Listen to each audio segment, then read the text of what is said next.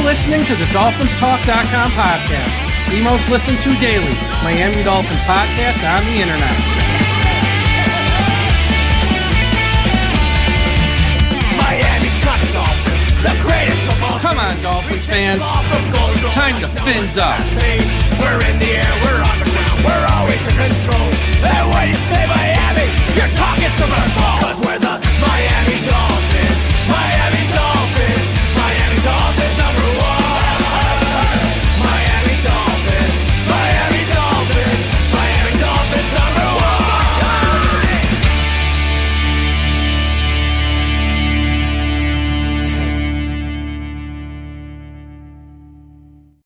Good evening, Miami Dolphins fans. How are you today? And thank you for listening to the DolphinsTalk.com podcast on this Wednesday, December the 4th.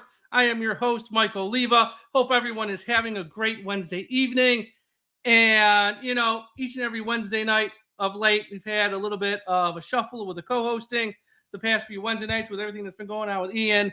I want to thank Dudley Durong. He filled in 1 week, did great. Tom Ernest, he's from right here. He filled in a few times. People like Zach Krantz and Josh Moser, they've told me they're on call. If I need them, just reach out. They would step in.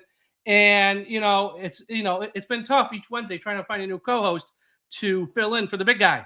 And, all day today on social media, I've been promoting that I got a mystery co-host for tonight's show who's going to join me. And people all day have been reaching out to me and asking me, who's it going to be? They want to know. They've been dying to know. They don't want to wait till this time to find out. I had people ask me, is it Ricky Williams? Because you've had Ricky on a few times on the show, and he's always been a great interview and a lot of fun. No, it's not Ricky Williams tonight. I've had people ask me, is it going to be Larry Csonka? You've had Larry on a few times, and he's always a great conversation, tells a bunch of great stories from the old days. No, it's not Larry. I've had people ask me, it's got to be Seth and OJ. It's always fun when Seth and OJ are on, and when Mike and OJ talk soap operas, it gets really funny, and it's always good stuff. No, it's not Seth and OJ. It's someone more beloved by Miami Dolphins fans than all of them put together. But they're running a little late, I'm not going to lie, and they're not here yet to join me on the show. So we might have to wait a little bit. Oh, wait, hold on.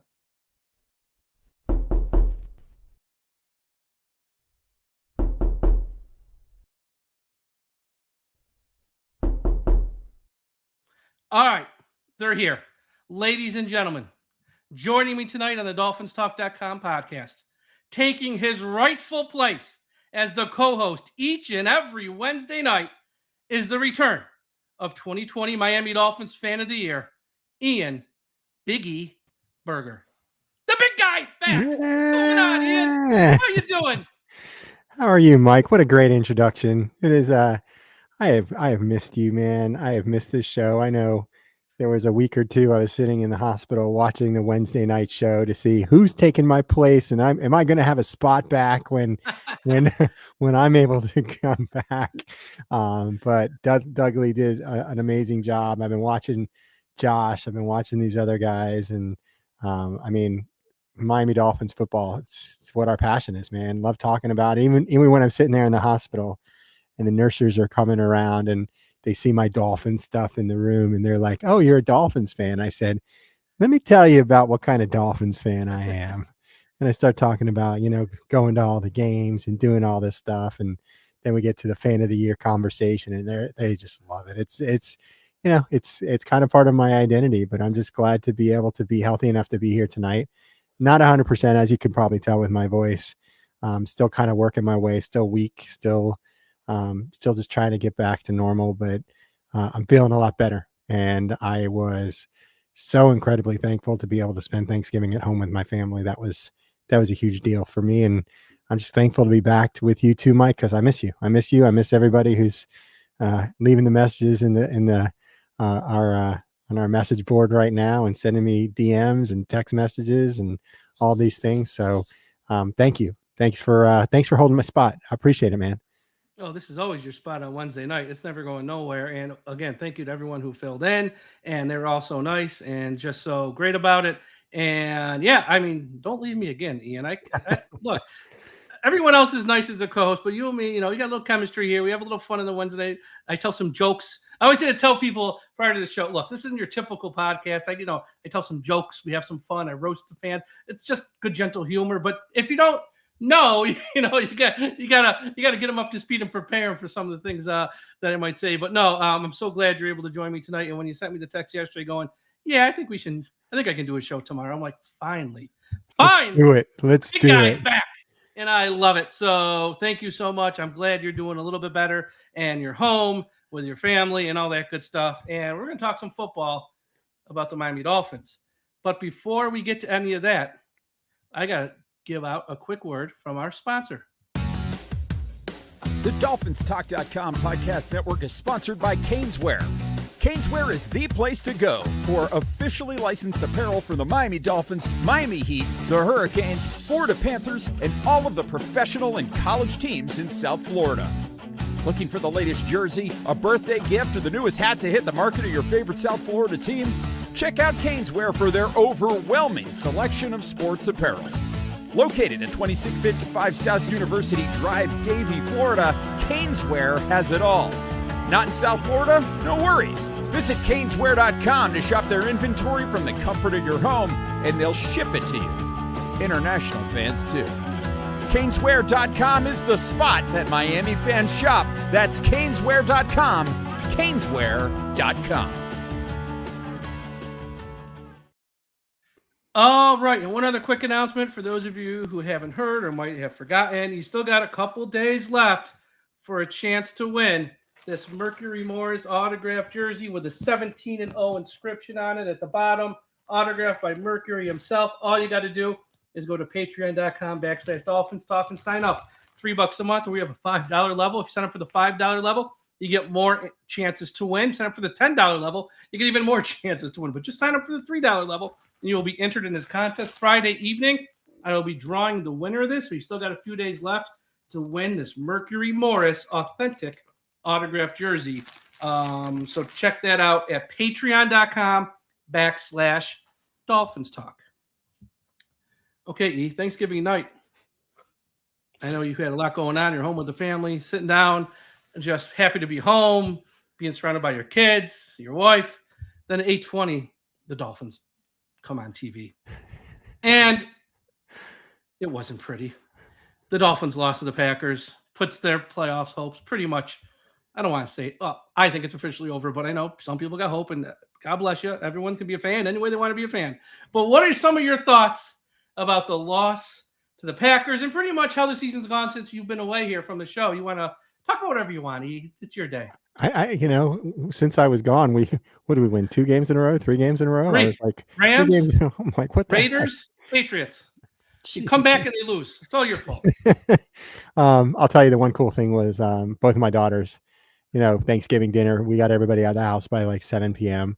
So that way we could stay home, we could watch the game and on the big screen downstairs. And both my girls sat and watched the entire game, start to finish. And usually they don't do that at home.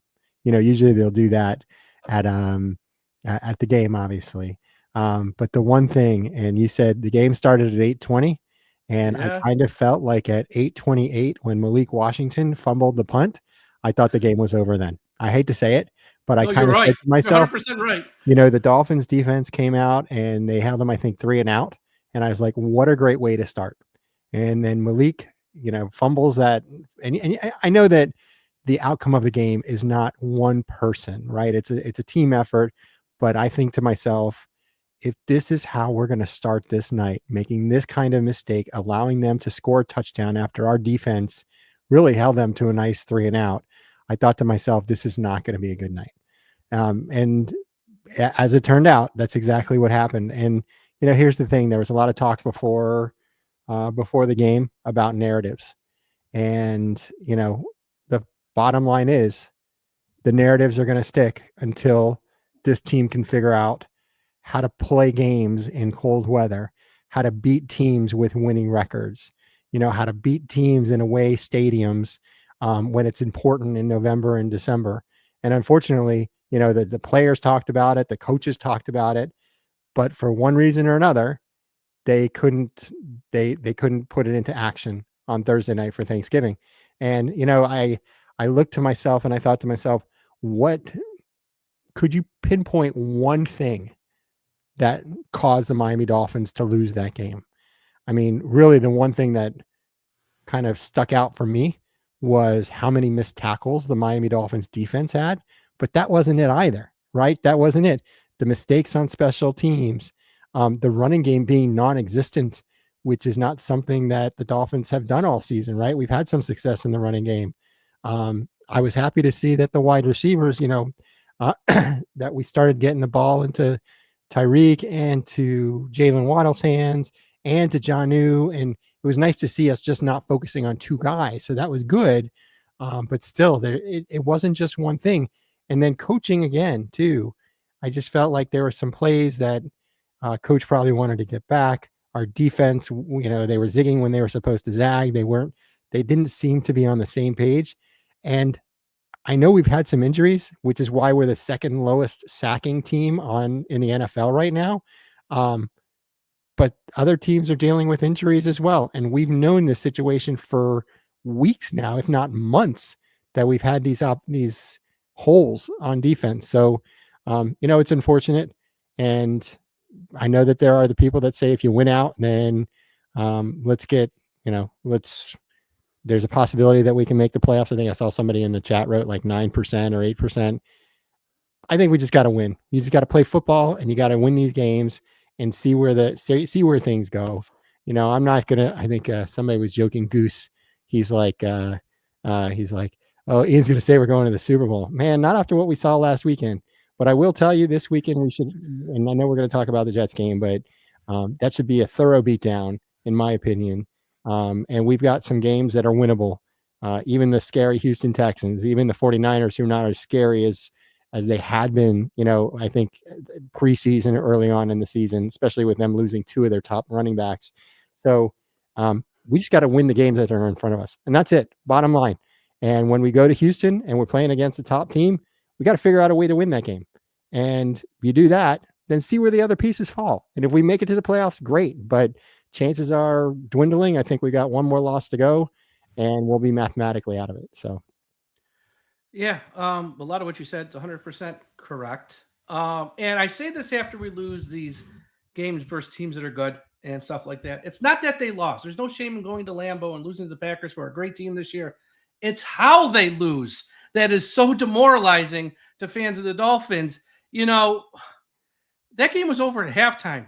It was really over at halftime. I know the fumble on the punt, the whole thing was putting behind the 8 ball right out of the gate. But it was at halftime, down 24-3. Miami was never a threat in the second half to win that game. They were never competitive in this game. They were never a threat to take the lead, much like when we played the Raiders and the Patriots the previous 2 weeks. They were never a threat to ever take the lead on us. They might have got close, like within 15 or 16 at some point, but they're never a threat to take lead. We're never a threat against them. And that game's over at halftime. And that's why it's so demoralizing, because you wait all day for the game, you sit down, and it's over in the first half. If you have any objectivity as a fan and not just like waiting for the last second, okay, now we lost. It was over. A couple things. Number one, and this is more of a big picture thing. Everyone, all Dolphins fans, except for a few, and I'm one of the few, because I hated this move the minute it happened, owes Vic Fangio a big apology. This guy, everything this guy said was right. This team, it's not that they're quote unquote soft, that the players aren't tough and they're not big guys who can push guys around. It's the mentality that they're just, they don't come prepared, and that's part of on the head coach. But everything Vic Fangio said was 100% right at the end of the day. He's been proven to look like a genius now in hindsight, and there's no doubt about that. The other thing is, remember back in the offseason, way back in like March and April, there was some reports. Cam Wolf had one, a few others had one. Even I had it at some point, which knows that the leaks were coming out fast and furious when it gets down to my level, that this was a pause season or a soft reset. Because we didn't have money. That was the thing. You had to go. That's what this season is playing out. Now, I know the injury to the quarterback does change things, but you look at this team and how it was built or not built. It was a bunch of, sign Shaq Barrett, who leaves, wants to come back, that whole thing. Jordan Poyer is washed. Odell Beckham's washed. It was about just getting these cheap 1-year guys in place to hopefully get you over to the guys we drafted, who outside of Chop Robinson are all guys for the future. Jalen Wright to replace Mostert, Patrick Paul to replace Armstead, Patrick McMorris, probably replace Javon Holland. Like that was the draft. It's about So, and I know a lot of fans got in their feelings when they saw that report. And every time we went out there and signed like Neville Gallimore, well, that's not a soft reset seat. No, they had to sign somebody, guys. This is the pause year, soft reset years. That's why no one's getting fired, because this is that. This team is not built to win this year. And at times like this, it rears its ugly head, because they did not lose this game because of the cold. It wasn't even that cold. And two, it wasn't like the snow and ice cost them to trip over their own 2 feet. They lost this game because the head coach did not have his team prepared. They did not execute. That's why they lost this game. And what drove me nuts about this game is Mike McDaniel, who I said after the game, I stand by it. I'll continue to say it, and I'm going to say it all offseason. This guy's not a head coach. It doesn't mean he's getting fired. I'm just saying he's not a good head coach, and we're not going to win with him, because it's 4th and 4. It's 4, and he's going for it, which is great, because you're down by a lot. You got to go for it. He's standing shoulder to shoulder with the referee, and we get a delay a game. What his job as a head coach is to turn his head, go timeout. Because why go for it on 4th and 4 if you're going to take a delay a game? He is so focused on his offense, getting the play in, what's the formation, the guy moving, that he don't know what's going on with the game. Hold on, though, too. Wasn't that the one where we got pushed back 5 yards, and then on the punt they got the 5 yards back? But yeah, I see what you're saying. Yeah, you're right. You're right. But it doesn't matter. The point is, he took a delay game on 4th and 4 when he is literally shoulder to shoulder with the ref.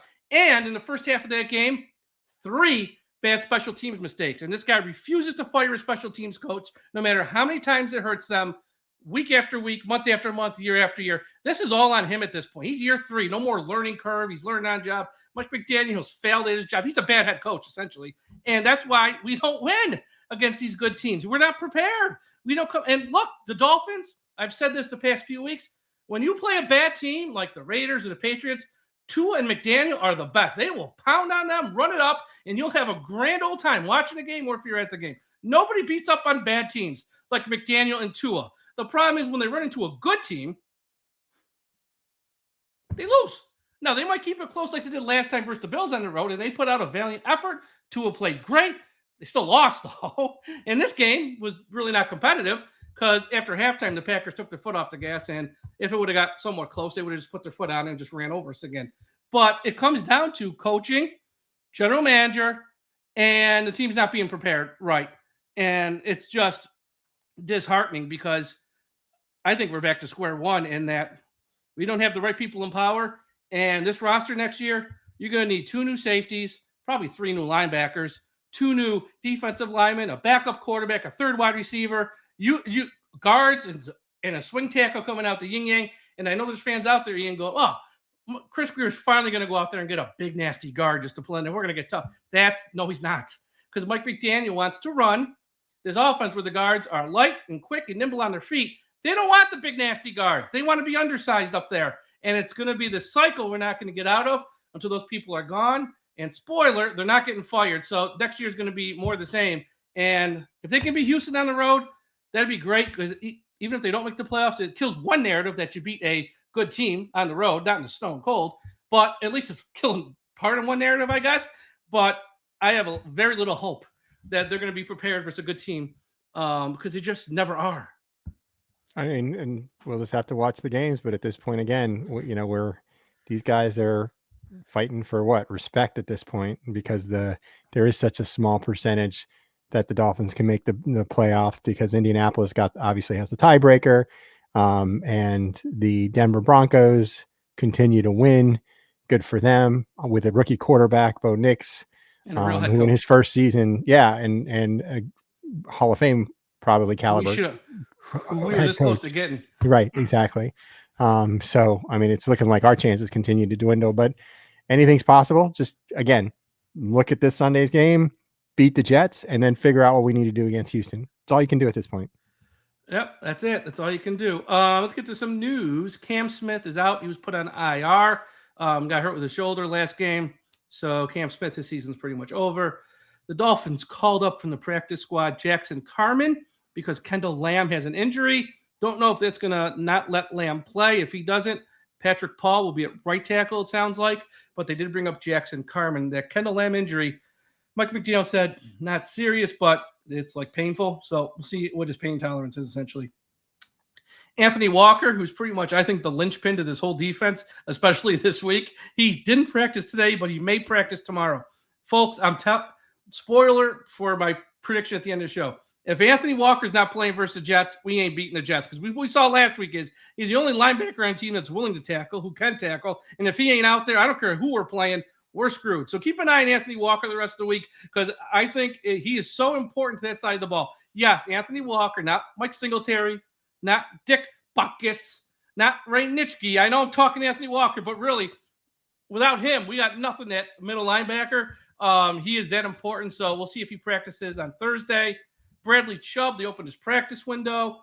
He wouldn't say, Mike McDaniel wouldn't say if he's going to play this week, no return date. He says usually it takes guys a week or two to practice. So I don't know. I mean, at that point, we will see if it's even worth him coming back. Kendall Fuller should play Sunday. So there's that. And Tyler Huntley's the new backup quarterback. Skylar Thompson, that experiment is over and done with. And Blake Ferguson, a long snapper. Big news with the long snapper. We've had a lot of long snapper changes since you've been on in. Blake Ferguson's back at long snapper. Like every week we got a new one. Yeah, pretty much. I mean, as I told David Furones from the Sentinel, if you're a long snapper with a dream, the Miami Dolphins are the team for you. It's good to have Blake back. I know he's had some personal things going on. Who knows what it is, but if he wants to share, I'm sure he will. But otherwise, we're glad to have him back. And, it looks like we're getting some guys healthy, but it might be too little too late at this point. With Bob and with these other guys. So I don't know. Move forward. I mean, we'll see. The Chubb one's interesting because the only way you bring him back on the field is if you win. Because if you lose one more, there's no sense of playing him. What's the point? Like I said, the Walker one's so important. Offensive line's going to be interesting. See if Kendall Lamb can play, and even if he plays, is he going to be effective? Because if he's that less than 100% or damaged, you might want to play Paul anyways. And then Armstead, everyone loves Teron Armstead, was absolutely awful versus the Packers. So hopefully a few extra days off can maybe help him. But he had his worst game I've ever seen him have. So if no Kendall Lamb, then you're really who's behind Patrick Paul and Armstead if God forbid something happens. So it's going to be interesting to see how they navigate that offensive line. Okay, now before we get to the rest of the show, a quick shout out to everyone listening at finheaven.com. Everyone go to finheaven.com, the largest Miami Dolphins message board on the internet. Also a shout out to my friend Indians, Carlos Hernandez at the I Am a Miami Dolphins fan Facebook page. Everyone, if you're on Facebook, please be sure you are a part of the I Am a Miami Dolphins fan Facebook page. And wherever you're listening to this podcast, whether Apple Podcasts, Spotify, YouTube, and if you're on YouTube right now, smash that like button. Whether it's iHeartRadio, Audible, Podbean, wherever, hit the subscribe button, because even when the Dolphins lose, we got a show every day of the week. And when we get to the off season and everything that might happen, coaches coming and going, maybe assistant coaches at least, what players are going to be re-signed on, all the rumors going on, speculation. We got 10 draft picks. You're not going to want to miss an episode. So subscribe. And Ian, I might have to send you some of this. You might like this to get better. One of our new sponsors, Mellow Seltzer. Have you heard about Mellow Seltzer? It's the seltzer that's taken America by storm. Mellow THC Seltzer comes in wild berry, grapefruit, strawberry, mango, and half.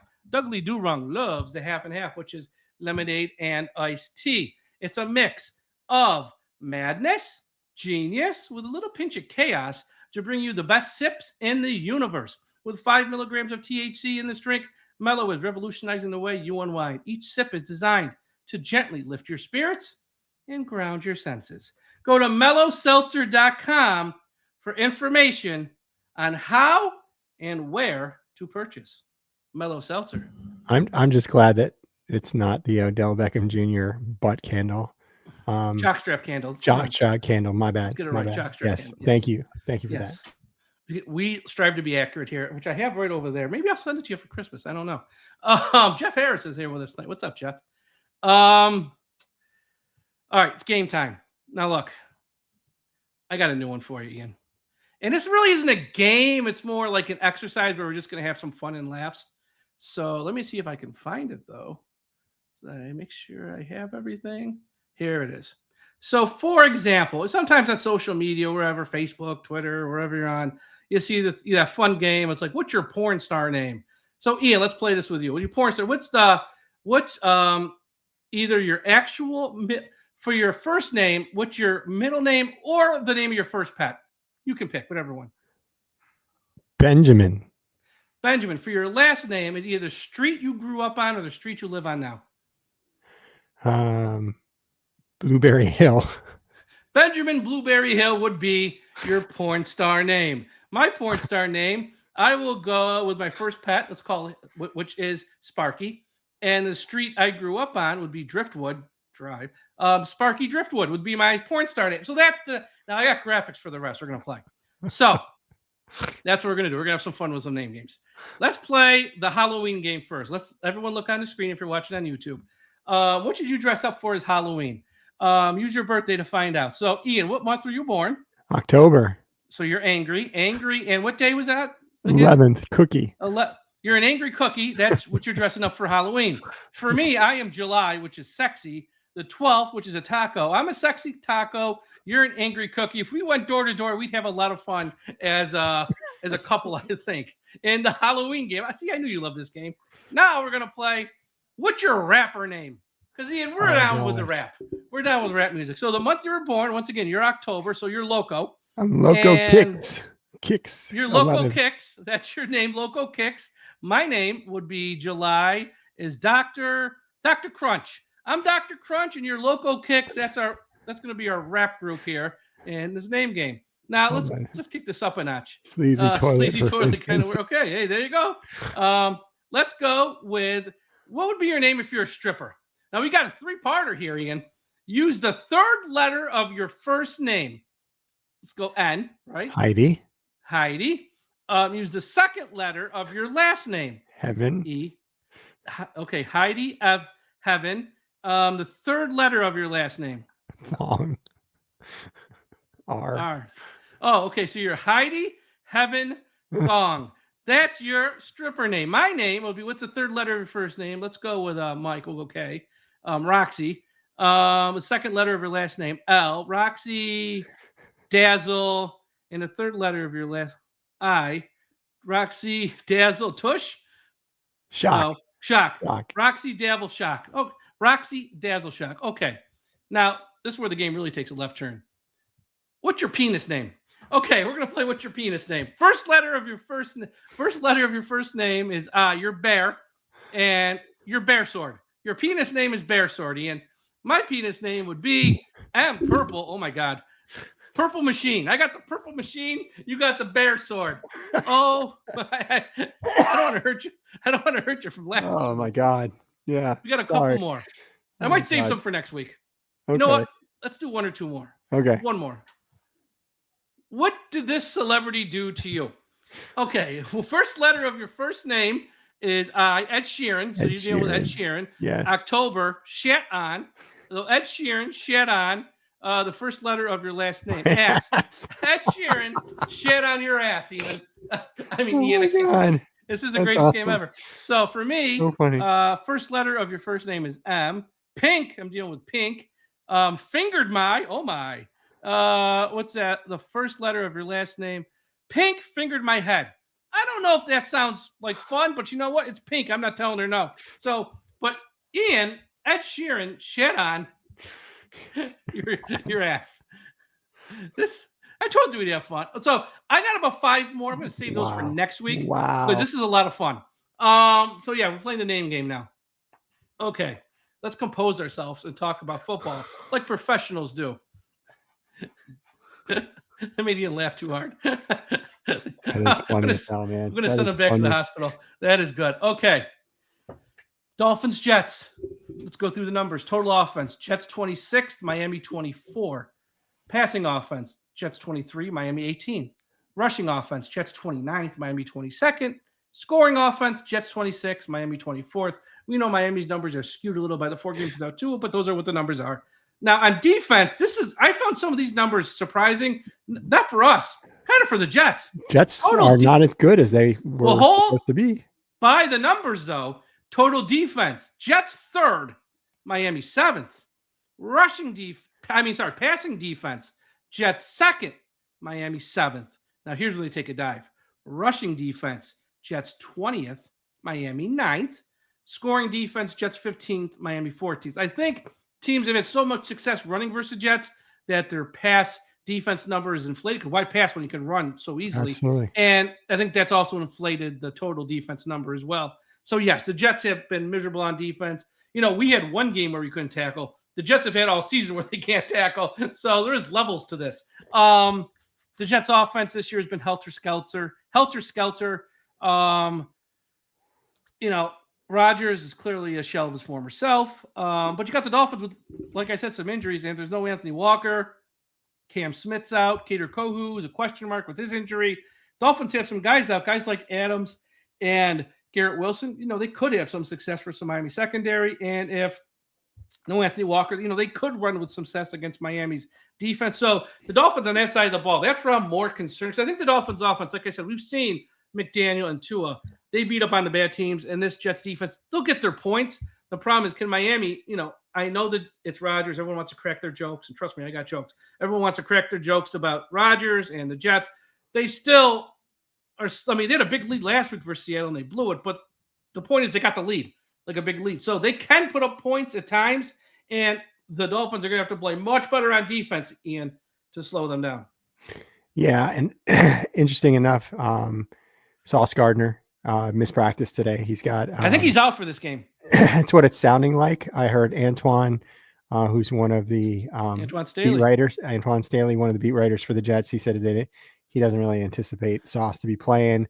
Then also, I think they've got 2 starting offensive linemen that look like Elijah Vera Tucker's questionable. I don't know about the other one though. Yeah, and he said it's questionable for them guys to be playing, which could again affect how successful Aaron Rodgers is. But like you said, Mike, Aaron has been up and down, more down than up, and he is a shell of himself. So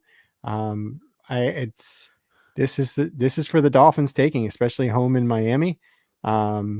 I think Anthony Walker in or out, I still think the Dolphins will still have success on offense. I still think they'll have success on defense, getting to Aaron Rodgers. Because remember, where the Dolphins tend to have some challenges is when they have a mobile quarterback behind the line on offense.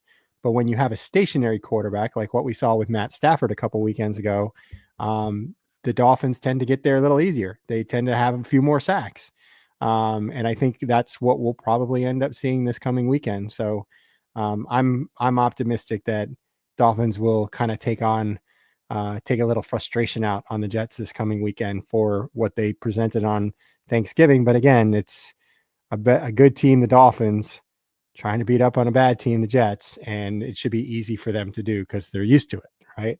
Yeah, I mean, like I said, that's what they do best. And if you can't beat the Jets at home, then the problems, I listed a lot of the problems at the top of the show. If you can't beat this Jets team at home with that quarterback who can't move, with all the dysfunction they've had, fire the general manager, fire the head coach, all the dysfunction they've had this year, then the problems, it's more of a reflection on the problems with Miami than it is with the Jets. It means the Jets somehow rally the troops and have one good game late in the year, and they'll walk off being like, hey, we sucked this year, but we screwed you guys over and ruined your season type of deal. For Miami, it's like, if you can't beat this team at home now, the problems go even deeper than I think some of us think they may. So they got to come out and really just take care of business versus the team. And I think, like I said, Miami's offense should get there between 20 and 30 points. I mean, much more than 20. They should be close to 30 points easily, if not more, against this Jets team. Tua, which I did a thing the other day. I'm not talking about him anymore on this podcast because I can't deal with the crazy people on social media on both sides. It's a both sides thing. Some people don't want to hear any criticism of him, and some people just want to only criticize of him. So if you want to hear me talk Tua, patreon.com/DolphinsTalk. I did a show on Sunday talking to him. I'm not doing it here anymore because you people, and sorry for swearing, have lost your fucking minds. When it comes to this guy on both sides, you're both out of your minds. It's like he's a football player, folks. You can criticize them, and you can also not be overly negative and just bash the guy for just waking up out of bed one day. It's gotten insane, and I don't want to be a part of it no more. But it's like he's having, I think he could possibly break the completion percentage record this season for all quarterbacks. Mind you, he did miss 4 games, so you have to put like an asterisk next to it. But, if he comes out hitting passes and if our wide receivers actually show up and play, we should win this game, or we should put up points, which then just hand over the defense, and hopefully they can do something. And with a few extra days off because we played on Thursday, now it's Sunday, Hopefully that helps a little. I don't know. But yeah, I mean, this is a game you go into, you should win. And Mike, and I know in the whole scheme of things, it doesn't really mean a whole heck of a lot. But if the Dolphins do beat the Jets on Sunday, the Jets are mathematically eliminated from the playoffs. There we go. Yeah.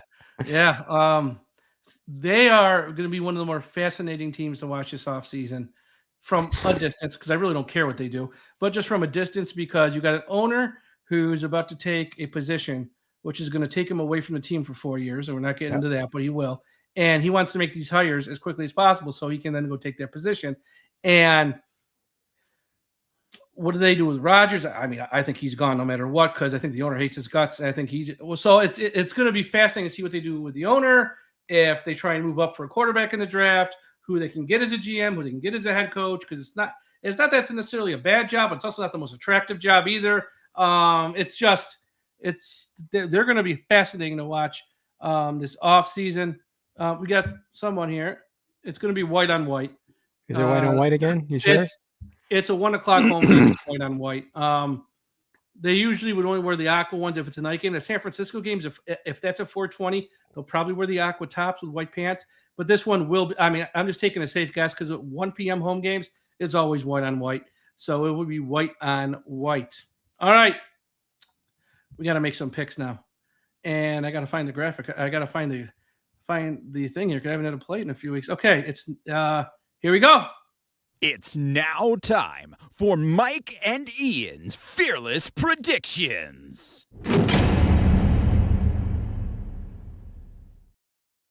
All right. Jets at Dolphins, 1 p.m.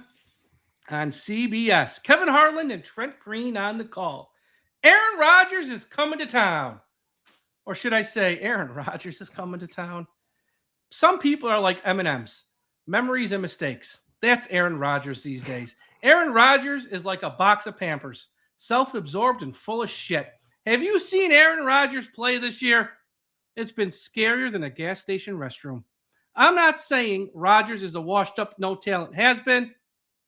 Well, yeah, I'm kind of saying Rodgers is a washed-up, no-talent has-been. Aaron Rodgers has been so bad this season. The other day, he threw a rock at the ground and he missed. Rodgers has been so bad this year, his nickname is Foreskin because he disappears when things get hard. Aaron, do you know, Aaron Rodgers, do you know what your problem is? That you don't know that you're the problem. I know Aaron is into holistic practices, so I want to recommend that he tries an essential oil. It's called chloroform. Aaron Rodgers wanted to be vice president. He's arguing with Dr. Fauci. He has a Netflix documentary coming out soon. I can't take it anymore, this Aaron Rodgers. Stick a memory card up your ass and save that bullshit for someone else. Enough, Aaron Rodgers. We got a game on Sunday. The Jets come in with nothing to lose. The Dolphins are hanging on to their playoff hopes by a fingernail. Can the Dolphins keep their playoff chances alive versus the Jets? The Jets have been a dumpster fire all season. The clown show. They fired the GM. They fired the head coach. Rodgers has played poorly. There's infighting. But this Dolphins team has issues of their own.